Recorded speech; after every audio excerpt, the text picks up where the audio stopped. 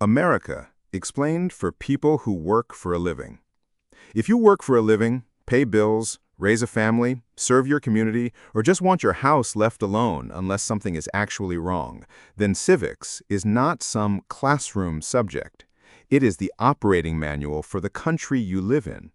And the problem is, most people were handed that manual when they were 16, half asleep and thinking about lunch. So today, we are going to rebuild it in plain English. No party politics, no yelling, no pretending the system is perfect, just the basics every American should understand. America is not held together by one person, one office, one election, or one headline. It is held together by a design. That design starts with a simple idea. Government has power, but that power is supposed to be limited, divided, checked, and answerable to the people.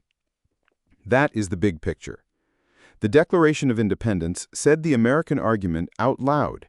People have rights, governments are created to secure those rights, and government gets its just powers from the consent of the governed. That does not mean every founder lived up to the idea perfectly. They did not. But the idea became the standard Americans kept fighting toward. Then came the Constitution. Think of the Declaration as the mission statement. Think of the Constitution as the blueprint. The Constitution does not just say, here is a government. It says, here is what each part can do, here is what each part cannot do, and here's how power is supposed to be separated so no one piece gets too strong. The Constitution creates three federal branches. The legislative branch is Congress. Congress makes federal laws. It is made of the House of Representatives and the Senate. The executive branch is headed by the President. The executive branch carries out and enforces federal law through departments, agencies, and officers. The judicial branch is the federal courts, with the Supreme Court at the top. The courts decide cases under the Constitution and federal law, and the Supreme Court has the final say in many constitutional questions. That sounds simple, but the important part is not just that there are three branches. The important part is that they are not supposed to be the same team. They are supposed to check each other. Congress can pass a law. The President can sign it or veto it. Congress can override a veto with enough votes. The courts can decide whether a law or government action conflicts with the Constitution. The President nominates federal judges. The Senate confirms or rejects those nominations. Congress controls federal spending. The President commands the armed forces. Congress declares war and funds the military. That back and forth is not a glitch. That is the point. A lot of Americans get frustrated because the system moves slow. Sometimes that frustration is earned. But part of the reason it moves slow is because the design is trying to stop fast, emotional, unchecked power from running over people. Speed is useful when you're fixing a leak. Speed can be dangerous when you are rewriting the rules for 330 million people. Now let's talk about rights. The Bill of Rights is the first 10 amendments to the Constitution. It protects things like speech, religion, the press, assembly, due process, protection from unreasonable searches, the right to keep and bear arms, trial rights, and the idea that powers not given to the federal government are reserved to the states or the people. Here is the plain English version. The Bill of Rights is not a gift card from the government. It is a fence around government power. It tells the government there are places it cannot casually go.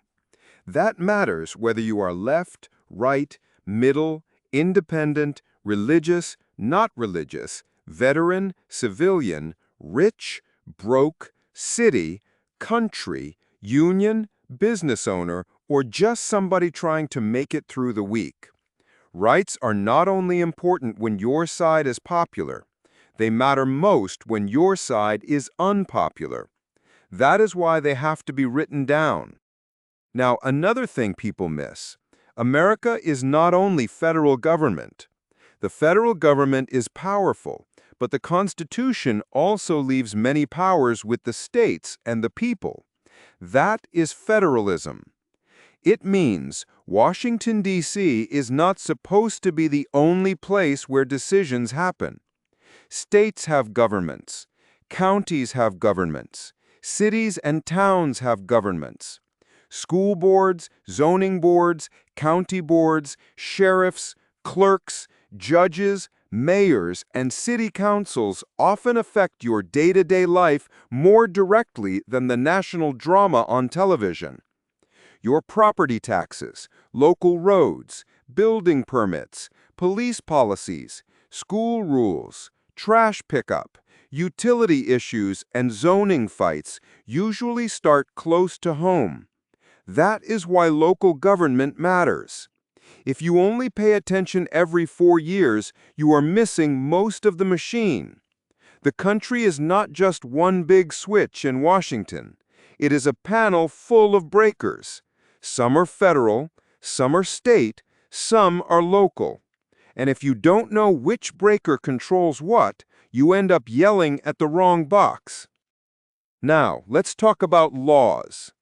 In the federal system, a bill has to make it through Congress before it can become a federal law. The House and Senate have procedures, committees, votes, debate, amendments, and differences in how they operate. If both chambers pass the same bill, it goes to the president. The president can sign it, veto it, or sometimes allow it to become law without a signature.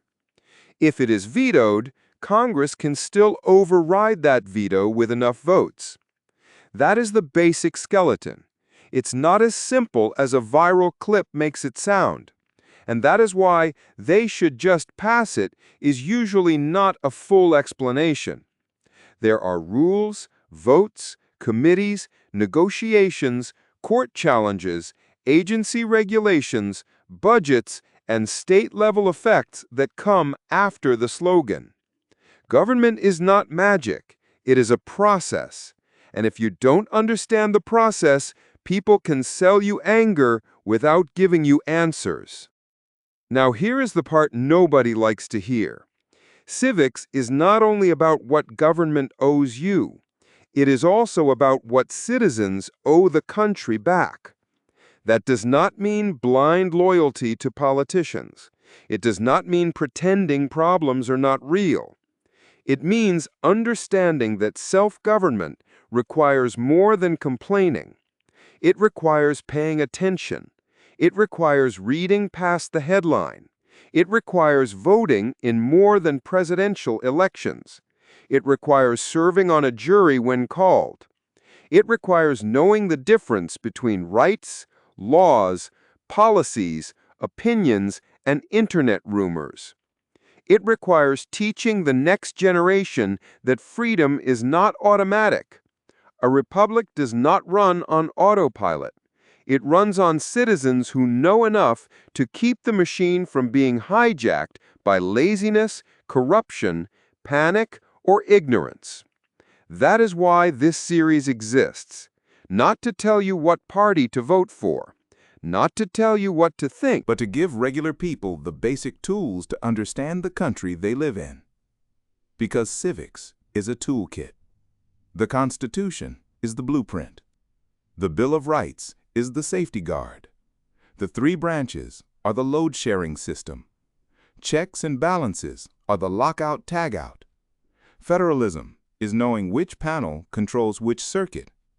Local government is the breaker closest to your house. And citizenship is the maintenance schedule. If you ignore maintenance long enough, everything still looks fine for a while. Then one day the system fails, and everybody acts shocked. America is not perfect. It never has been. But the point of the American system is not that perfect people built a perfect machine. The point is that imperfect people built a system with tools for correction. Amendments, elections, courts, states, local government, free speech, a free press, peaceful assembly, due process, juries, checks, balances, and citizens who can still say, "No, that is not how this is supposed to work." That is the American inheritance. Not comfort, responsibility. So if you want one sentence to remember from this whole video, make it this: America works best when regular people understand the system well enough to protect it, question it, and keep it honest. That is Stars and Saturdays. Next time, we will break down the Constitution itself in plain English, what it actually does, what it does not do, and why every argument in American politics eventually circles back to it.